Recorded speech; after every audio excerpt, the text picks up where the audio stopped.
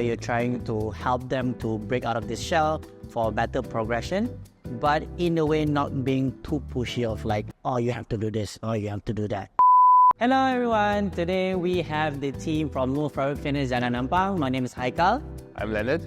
I'm Steph. And today we'll be talking in the topics of coach and client connection. How can we care and challenge clients the right way? To start off, let me ask you guys first question. Okay, you guys ready or not? Yeah. Okay.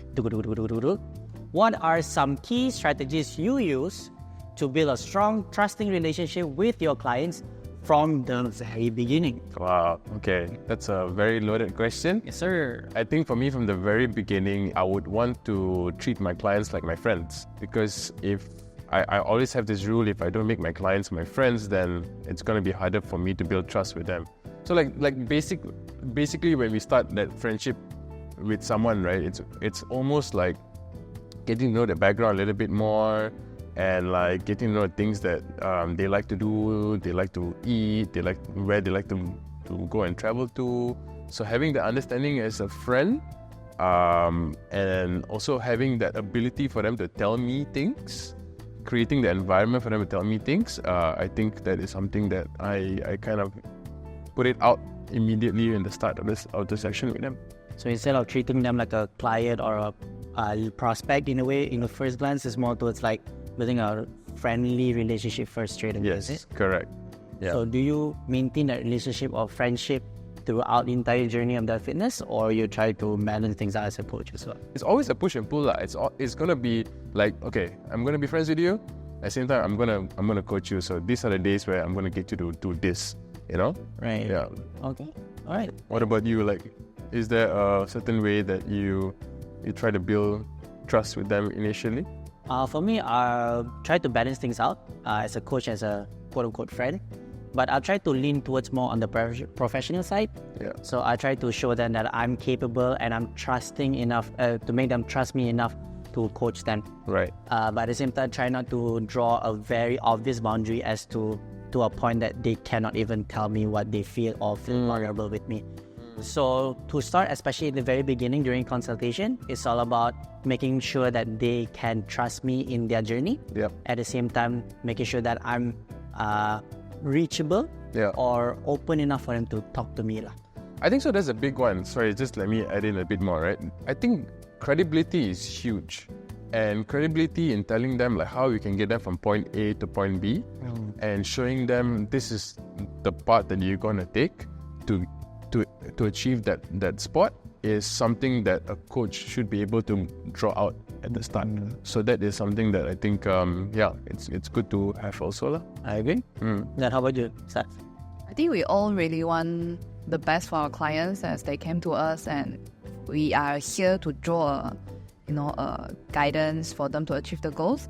Of course, that's the first thing. Second, for me, it's more to create a comfortable, safe environment for them so they can vent out. It's a comfortable space for them. They can talk and they can work out at the same time, because maybe some of my clients mostly are mummies, so I will tell them, okay, this is your me time, no kids, no, you're not a mom, you're what, you are you, tell the name, and then they can just be themselves, enjoy the workout session. As long as they're happy, enjoy the session, and then come consistently, I'm sure there's the progression At the same time, they get to enjoy also have fun. So your way is to just create a very safe, comfortable environment for them. Yeah. Oh, that's. I think I've seen her sessions, and I see some of her clients in her sessions, and they're always like always bubbly, always chatty, always so happy.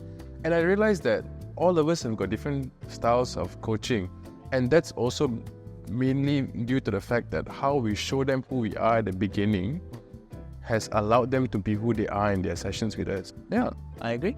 Right, so move on to the second question. Have you received any interesting requests during consultation of how a client wants to be coached? I think during consultation itself, there's not much request, but after a while, after coaching them, after knowing their personality, so it's more like understanding and getting to know them eventually. Baru kita tahu macam which method works, what kind of coaching works.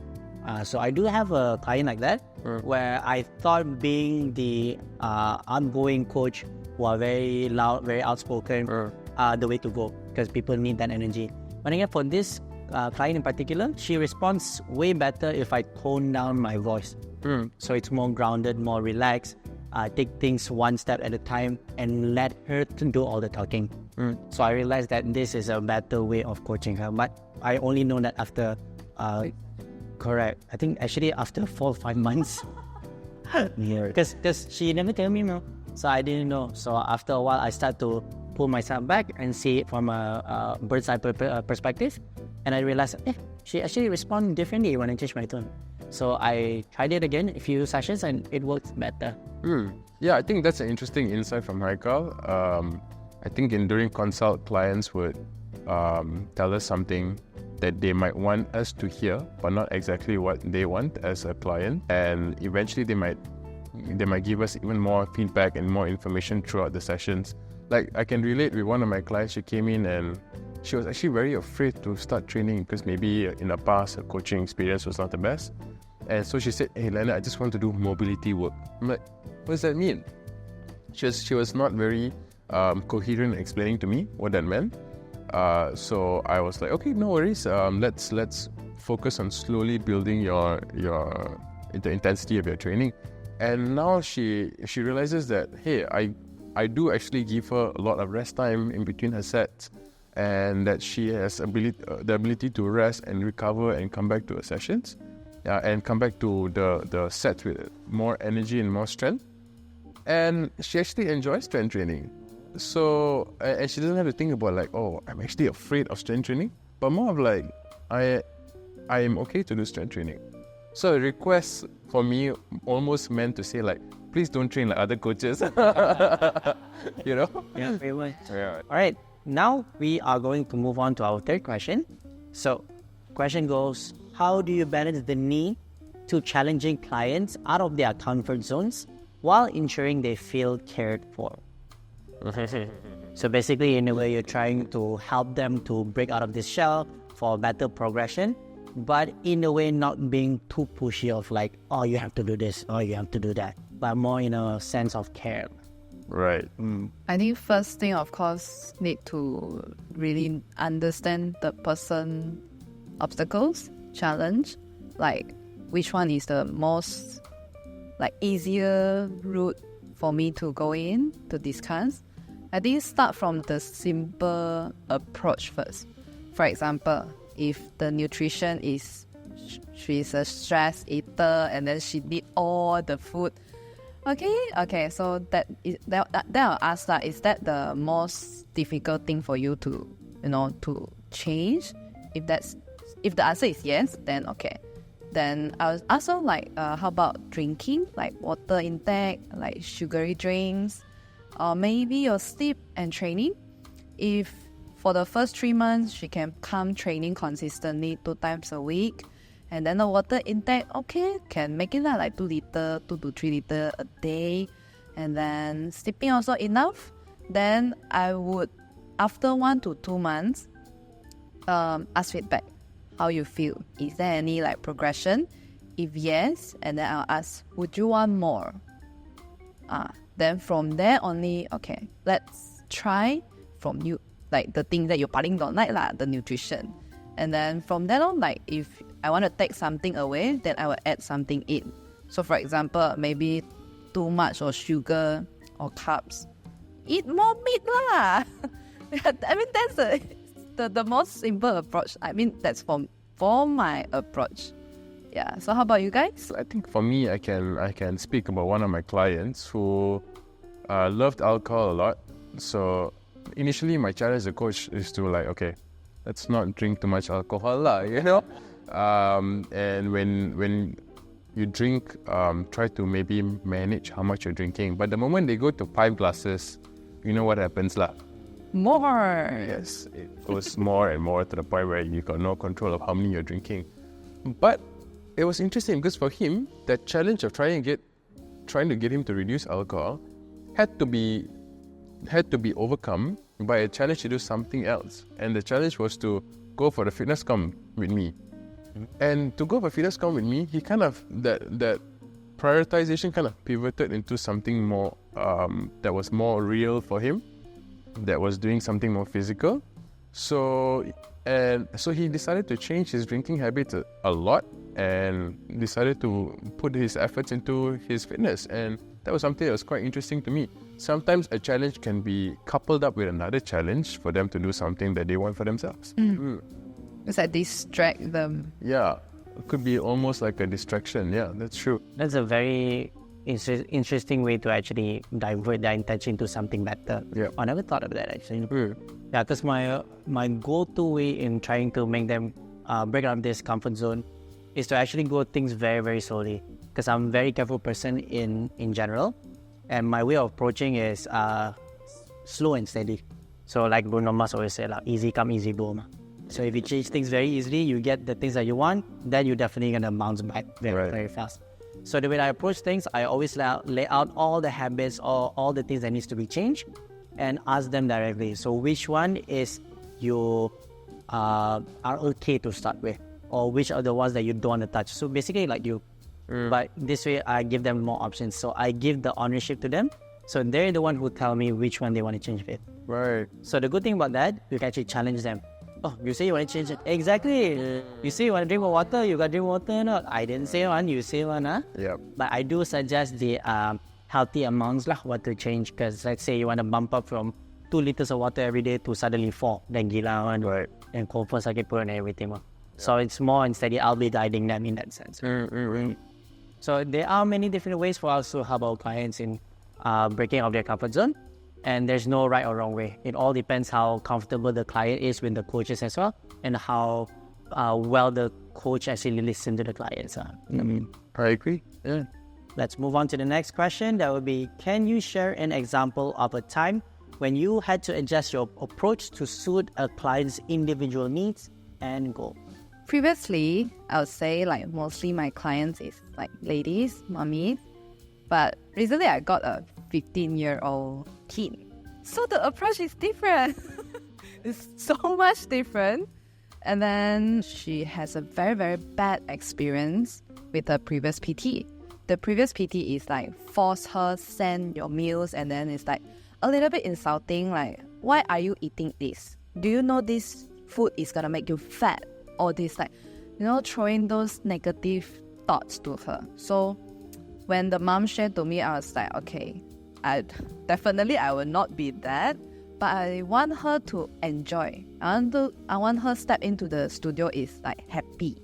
Okay, so the first month, the goal is just want her to come in happily, and then it's a bit of like treat her like playing games, but actually it's a workout already lah, like farmer carries, throw ball all that, and then keep talking to her, keep asking, because teenagers, maybe they don't want to share things to their mom, then they just share to me lah. I won't judge also lah. I also let her know, okay, just tell me, I won't tell anyone. This is your safe space, safe zone. Just let me just plan out everything.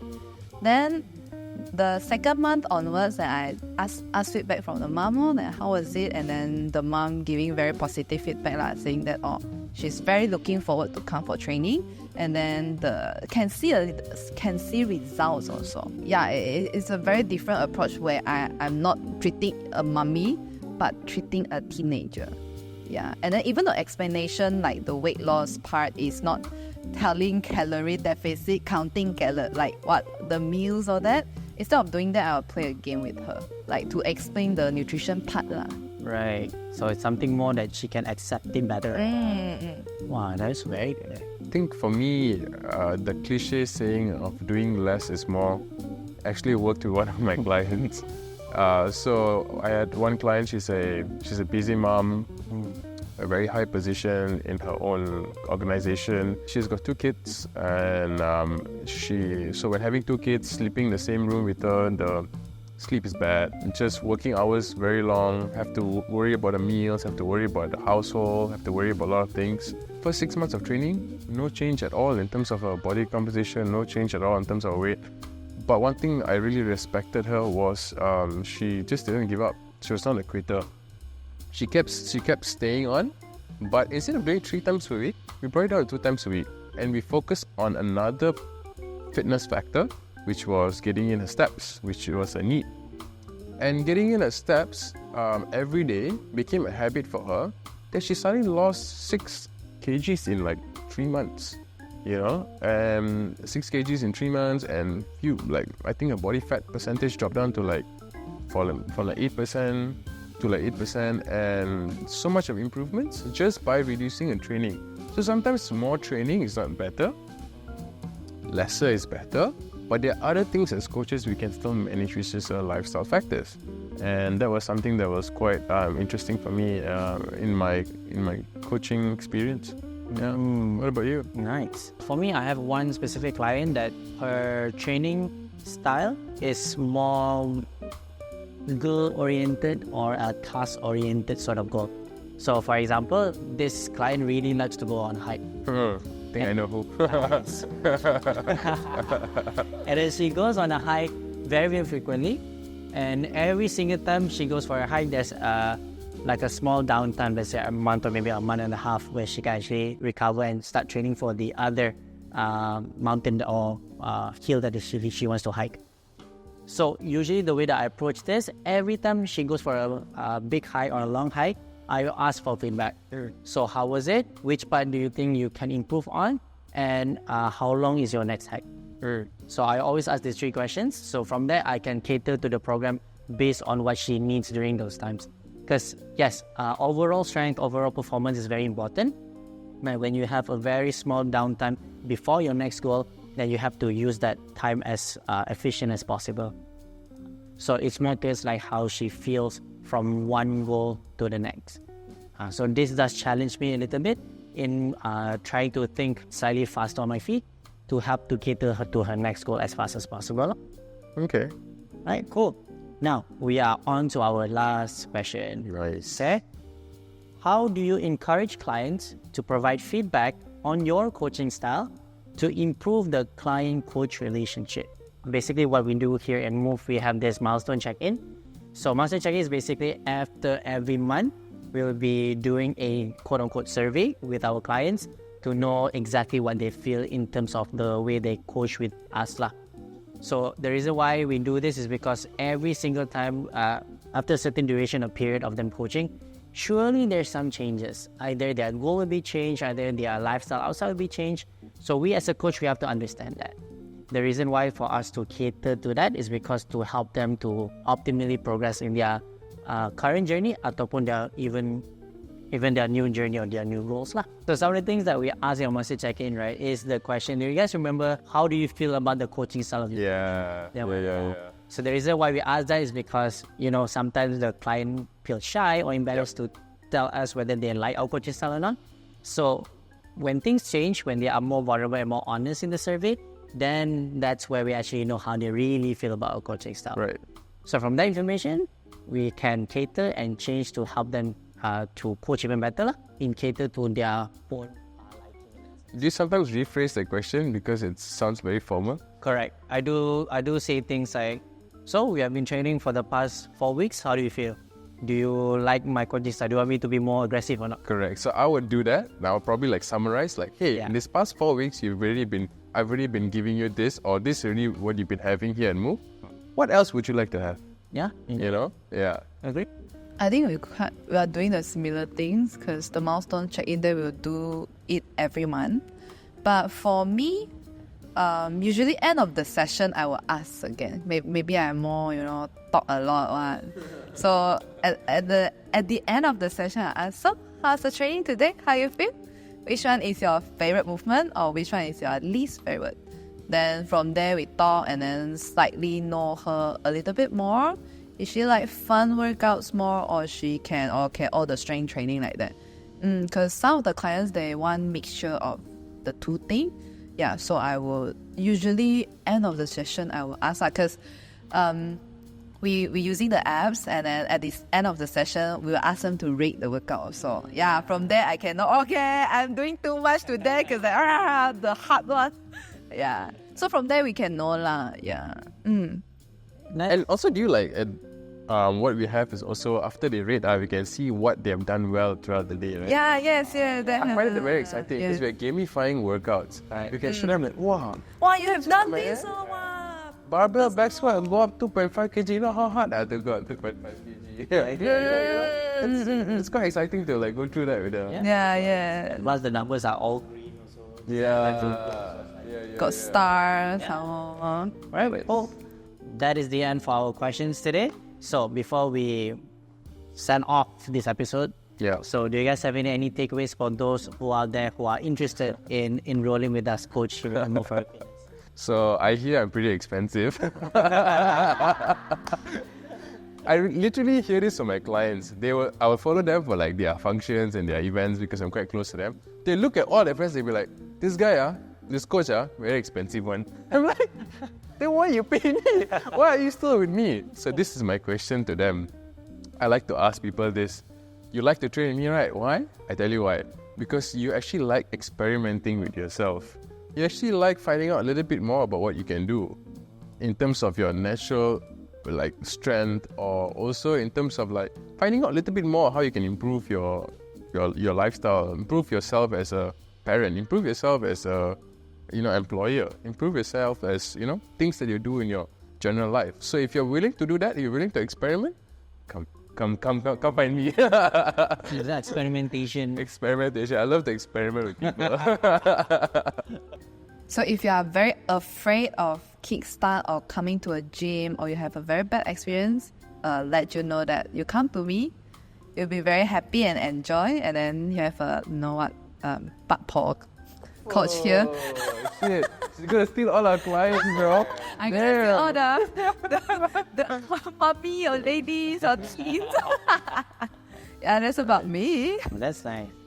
Okay, so for my future clients out there, wow, sorry, so confident, man. Better listen, Okay, so for my future clients out there, so if you guys want to kickstart your journey, or even in the middle of your fitness journey, if you really want a coach who I can diagnose and analyze all the things and explain to you to make things clearer for you, then I'm your guy.